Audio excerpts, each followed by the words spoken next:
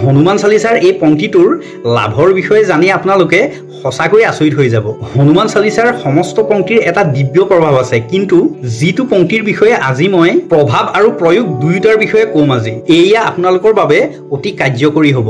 জ্যোতিষ শাস্ত্ৰৰ মতে কম, সেই কাৰণে কাৰ্যকৰী হ'ব। হনুমান চালিচা নিজে এখন জাগৃত উৰ্জাপুঞ্জ হয়েই, কিন্তু আজি জ্যোতিষ শাস্ত্ৰৰ সৈতে সংযোগ স্থাপন কৰি আপোনালোকক বুজাই দিবলৈ চেষ্টা কৰিম এই পংক্তিটোৰ লাভৰ বিষয়ে। পংক্তিটো হৈছে নাচে ৰোগ হাৰে সব পীড়া জপত নিৰন্তৰ হনুমত বীৰা। এতিয়া এই পংক্তিৰ অৰ্থ ভালদৰে বুজি লওক। মানে বীৰ হনুমানজীক নিৰন্তৰভাৱে জপ কৰিলে সমস্ত প্ৰকাৰৰ ৰোগ নাশ হয়। নাচে ৰোগ হাৰে সব পীড়া। পীড়া মানে হৈছে বিষ, কষ্ট। মানে আপোনাৰ কিবা এটা অসুখ হলে কিমান কষ্টত, বিষত আৰু কিমান দুখত ভুগিব লগা হয়, সেই সকলোখিনিয়ে নাশ হ'ব। এতিয়া প্ৰয়োগ কেনেকৈ কৰিম শুনি ভাল পাব আপুনি। শুনক, এইটো যে আমাৰ অনামিকা আঙুলি ৰিং ফিংগাৰ, এইটো মংগলৰ আঙুলি হয় আৰু মংগল গ্ৰহ হনুমানজীৰ প্ৰতীক হয়, প্ৰতীকাত্মক ৰূপ হয়। মংগল কৰ্ম, শক্তি আৰু সাহসৰ কাৰক হয়। গ্ৰহৰ ভিতৰত সেনাপতি হয়।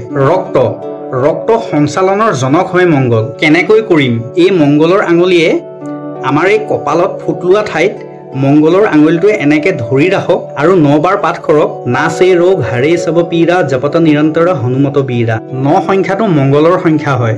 ইটোৰ লগত সিটো কানেকশ্যনটো চাব, ভাল লাগিব। 9 বাৰ পাঠ কৰাৰ পাছত এনেকৈ কণ্ঠ আৰু নাভিত স্পৰ্শ কৰি দিব। এই কৰ্ম আপুনি প্ৰাতঃকাল স্নান কৰি গোসাঁই ঘৰত চাকি ধূপ জ্বলাই হনুমানজীৰ ফটো বা মূৰ্তি আপোনাৰ সন্মুখত ৰাখি বহি হনুমানজীৰ প্ৰথমে ধ্যান কৰিব।